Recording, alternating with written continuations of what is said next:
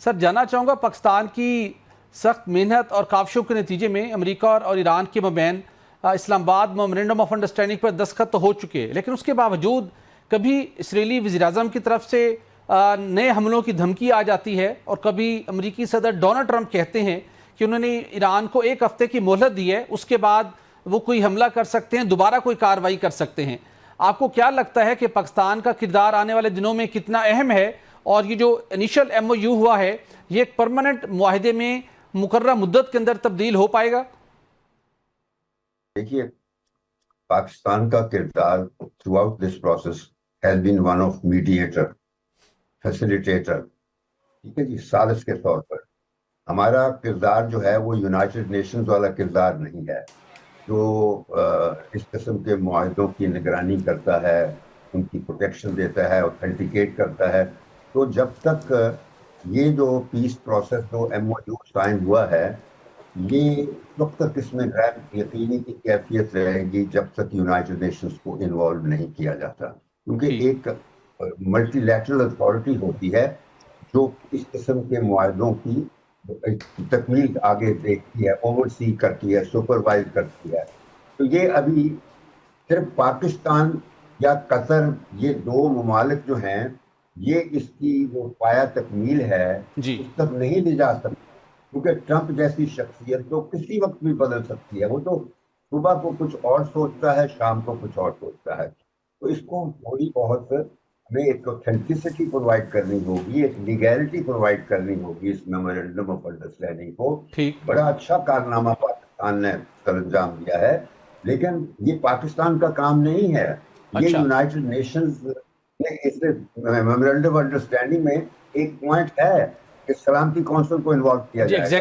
تو یہ اس سے پہلے کہ اور کام کیے جائیں، ابھی سیکورٹی کونسل کے پاس جانا چاہیے تاکہ یونائٹڈ نیشنز کا سسٹم اس میں انوالو ہو جائے، تو پھر سپرویژن ٹھیک چلے گی یونائٹڈ نیشنز کی۔ پھر یہ ٹرمپ کی آئیں بائیں شائیں نہیں چلے گی، پھر یونائٹڈ نیشنز انوالو ہو جائے گا، ان کا کوئی ریپرزینٹیو اپوائنٹ ہوگا جو باقاعدہ کام کرے گا اور پاکستان کی مدد کرے گا ثالثی کے لیے اور میڈیشن کے لیے۔ بالکل ٹھیک ہے، لیکن سر ہم دیکھتے ہیں کہ سلامتی کونسل میں بھی امریکہ کا بہت زیادہ انفلوئنس ہے۔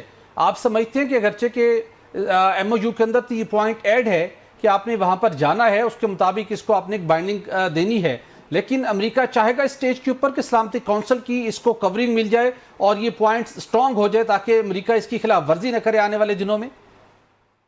نہیں، اس کو ماننا پڑے گا، کیونکہ یہ اس کا ہی پرووائڈ کیا ہوا میمورنڈم آف انڈرسٹینڈنگ ہے۔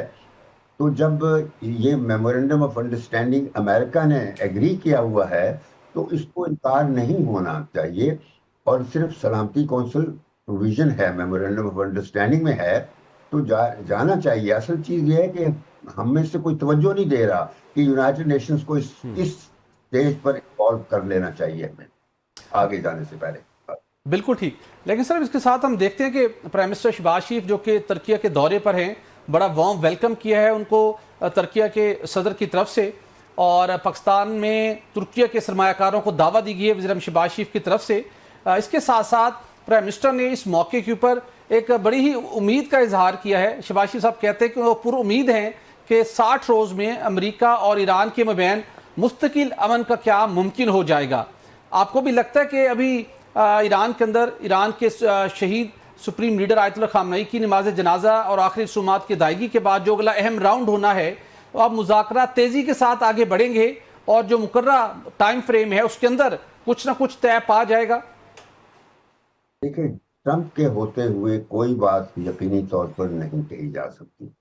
ٹرمپ ایک شخصیت ایسی ہے جو سیاستدان نہیں ہے، جو کوئی وکیل نہیں ہے، نہ وہ لیجسلیٹر ہے، وہ بنیادی طور پر جوئے کا کھلاڑی ہے، پوکر پلیئر ہے، اور وہ ہر چیز وہ کرنا چاہتا ہے جس پہ اس کو فائدہ ہو۔ اس نے ایک بیٹے کو وائٹ ہاؤس میں بٹھا کے رکھا ہوا ہے جو کہ کمائی کرتا ہے، جو ہے کرپٹو کرنسی میں انویسٹ کرتا ہے، اور ایک داماد ہے، اس کو یہ دنیا کے وہ فائدات ہیں ان میں کیا ہوا ہے۔ اس نے تو فیملی کا حصہ بنا لیا ہوا ہے سارے مسئلے کو۔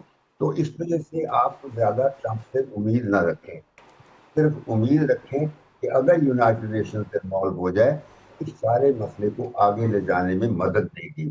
وہ بہت ضروری ہے. جب تک وہ نہیں سسٹم ہوگا تو یہ اسی طرح ٹرمپ جو ہے اس کی کھلواڑ جاری رہے گی. اس کی ہر سانس میں ایک نیا پہلو نکلے گا.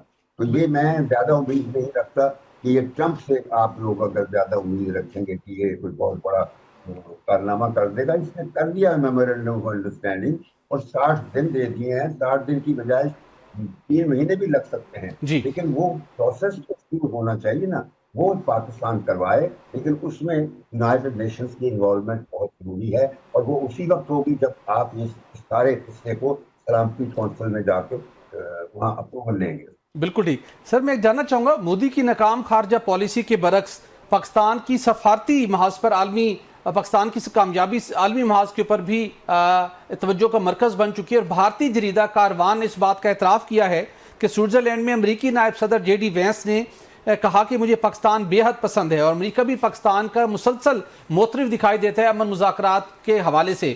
تو کس طرح دیکھتے ہیں کہ پاکستان کے کردار کو اب بھارت کے اندر بھی بھارتی جریدہ بھی اس کی پذیرائی کرتا ہوا دکھائی دے رہا ہے ہمیں؟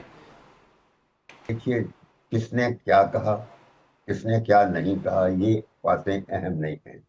بھارت جو کہہ رہا ہے وہ ہمارے لیے امپورٹنٹ نہیں ہے, ہمیں اس کی پرواہ نہیں کرنا چاہیے. ٹھیک. اور نہ ہی ہمارا کوئی کمپٹیشن ہے بھارت کے ساتھ. اس وقت پاکستان جو کچھ کر رہا ہے یہ خطے کی بھلائی کے لیے, خطے کی سولیڈیرٹی کی خاطر کر رہا ہے. اس خطے میں ایک پیراڈائم شفٹ ہونے جا رہا ہے ٹھیک. اور بھارت ابھی اس کا حصہ نہیں ہے. اس وجہ سے ہمیں بھارت کی جتنی بھی باتیں ہیں ان کو اگنور کرنا چاہیے. بالکل ٹھیک. اصل ہمیں اپنے کام سے مقصد ہونا چاہیے. ہم اس ایم او یو کی تکمیل کریں اور جو کچھ بھی مکمل کرنا ہے, جو 60 دن کا پیریڈ دیا ہوا ہے, وہ کمپلش کریں تاکہ جو خطے میں امن ہے وہ ایک دفعہ ہو جائے.